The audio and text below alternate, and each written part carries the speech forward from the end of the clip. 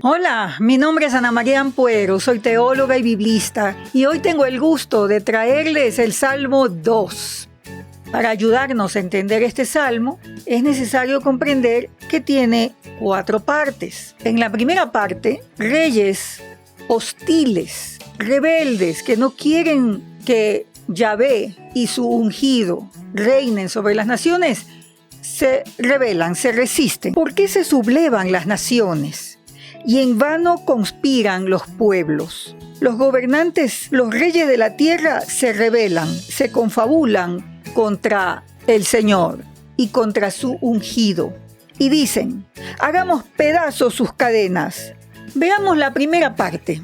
Estas naciones y sus reyes se sublevan contra el reinado de Yahvé. Hacen complot porque no quieren vivir bajo el reinado supremo de Yahvé. Y se confabulan contra el ungido del Señor, que es el rey. ¿De qué rey estamos hablando? Primeramente, el rey David, su descendencia, y es profético porque está hablando de Jesucristo, el ungido de la descendencia de David. Y estos reyes dicen, hagamos pedazos sus cadenas, librémonos de su yugo. ¿A qué se refieren? El yugo al cual se resisten las naciones es el yugo de los estatutos de Dios. Aquellos que quieren el poder, los gobernantes de las naciones, no quieren estar bajo el reinado de Jesucristo. Les fastidian los 10 mandamientos, les fastidia la Torá, les fastidia los mandamientos como los resumió Jesús. Entonces quieren hacer pedazos esas cadenas. Se sienten encadenados y oprimidos por la voluntad de Dios, revelada en la Torá, en el Antiguo Testamento, en el Nuevo Testamento. Pero lo que nosotros vemos desde el principio, Génesis, es que Dios quiere gobernar toda la tierra para bien de los seres humanos y de toda la creación. Les pongo una foto del tipo de yugo o de cadena que se podía sobre los prisioneros en el mundo antiguo. Muy doloroso. Entonces estos reyes reconocen que hay un poder supremo y dicen, no queremos eso. No queremos someternos a ese poder.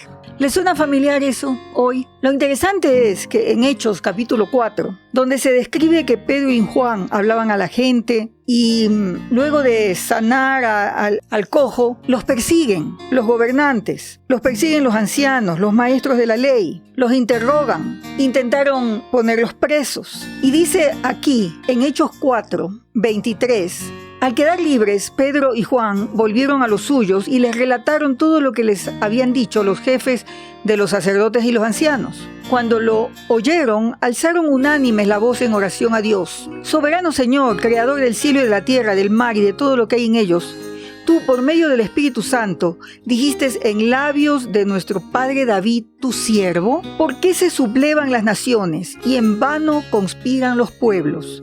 Los reyes de la tierra se rebelan y los gobernantes se confabulan contra el Señor y contra su ungido. ¡Qué interesante! En este suceso citan el Salmo 2. Y lo que están diciendo es, las personas que están en eminencia, los gobernantes, aún los que están en eminencia en el medio religioso, se oponen al Evangelio y citan el Salmo 2, porque la oposición al Evangelio, a las noticias de que Jesucristo es el Rey, porque el Evangelio es eso, es un anuncio real, corresponde a esta situación de no reconocer el gobierno de Yahvé, creador de los cielos y la tierra, y de Jesucristo, su ungido. En la segunda parte, yo soy, Yahvé, habla. En el versículo 4 dice que el Rey de los cielos se ríe. A mí me sorprende esto. Dios ve estas situaciones que aún causan dolor a la iglesia cristiana, a los seguidores de Jesús en lugares donde es muy difícil confesar públicamente a Jesucristo. Y dice que el Rey de los cielos se ríe, que el Señor se burla de ellos, que en su enojo los reprende, los intimida y les dice, he establecido mi Rey. He puesto mi Rey sobre Sión, mi santo monte. Dios está obrando. Dios está obrando. En tiempos de David, cuando él fue coronado y posiblemente se cantó este salmo, y otros descendientes, sabían estos reyes que eran parte de una gran historia. Eso no les impidió muchas veces apartarse de Dios. Si usted ha leído crónicas, los libros de reyes, sabe que es así. Pero Dios tiene un plan y el rey no era David.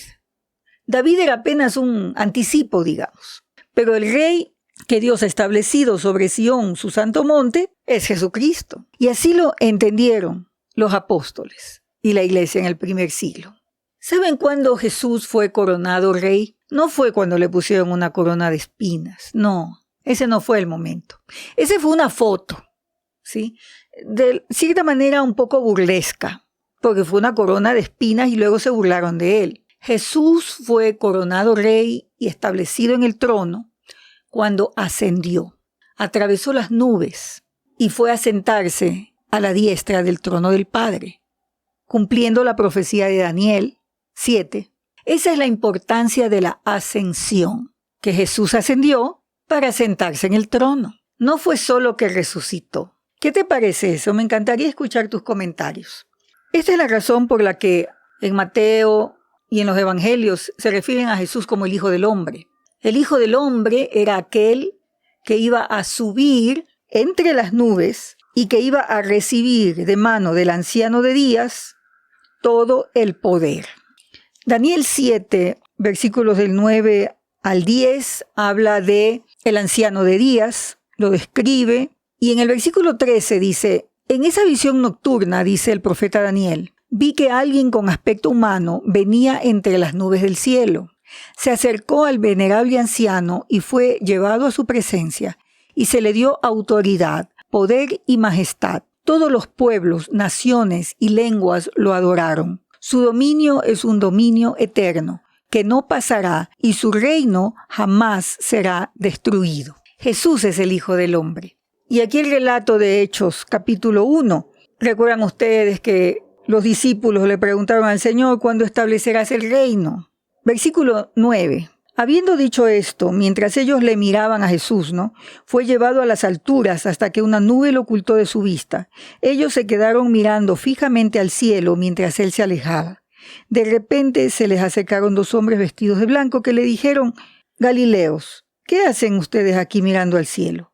Este mismo Jesús que ha sido llevado de entre ustedes al cielo vendrá otra vez de la misma manera que lo han visto irse. Entonces, el profeta Daniel es el que nos cuenta lo que pasó del otro lado. Jesús asciende por los cielos y la profecía de Daniel nos cuenta lo que pasaba después, cuando vino entre las nubes y recibió del anciano de días el reino eterno. Entonces, el Salmo 2 habla de la coronación del rey. Y Sión no es la Sión terrenal, no es este lugar en la tierra de Israel. Es Sión, es donde está Dios. En la tercera parte habla el rey. Y aquí habla el rey. Yo proclamaré el decreto del Señor. Tú eres mi hijo, me ha dicho. Hoy mismo te he engendrado. Pídeme, y como herencia te entregaré las naciones. Tuyos serán los confines de la tierra.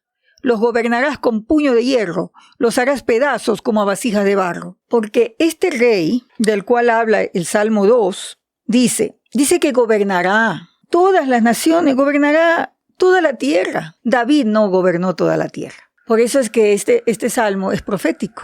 Y el reinado de David es apenas una foto, un anticipo. Tan citado es esto, que quizás donde más se cita el Salmo 2 es en Apocalipsis. Y si alguno de ustedes ha seguido mis estudios de Apocalipsis, recuerden que hice el libro completo, donde expliqué que las cosas no son como parecen, que hay muchos eventos de guerras, persecuciones, sufrimiento de la iglesia, pero el Apocalipsis nos dice, y por eso es la revelación de Jesucristo, es como correr la cortina y contarnos qué está haciendo Jesús ahora.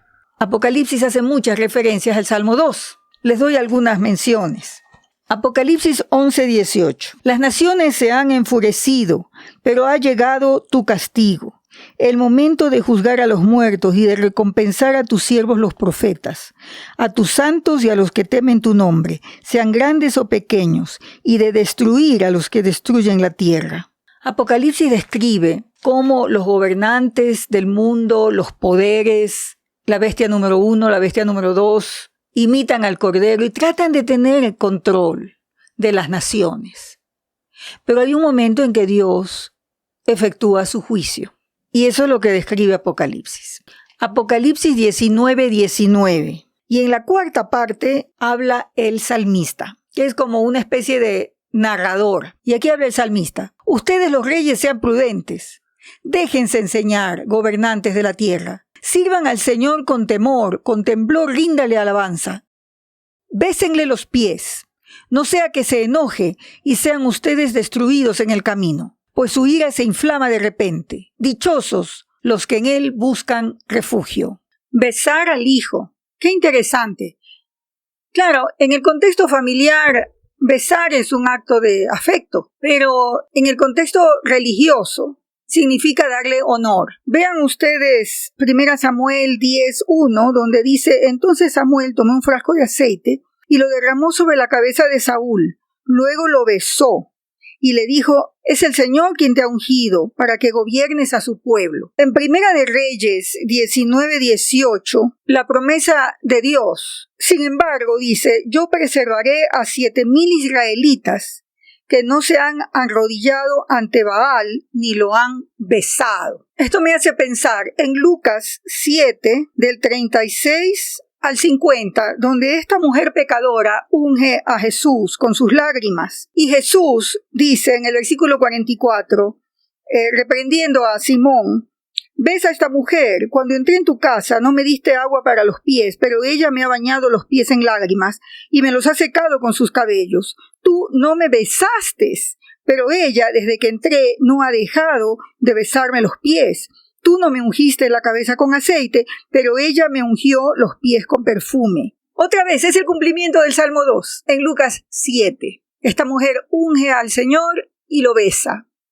Entonces, en este contexto, el beso tiene otro significado.